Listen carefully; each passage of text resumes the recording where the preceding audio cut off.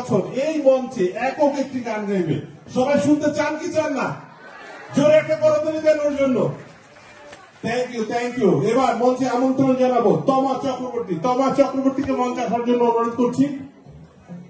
আছেন কি কাছাকাছি? হ্যাঁ, চলে এসছেন। আচ্ছা, এই শিল্পীকে নতুন করে পরিচয় করে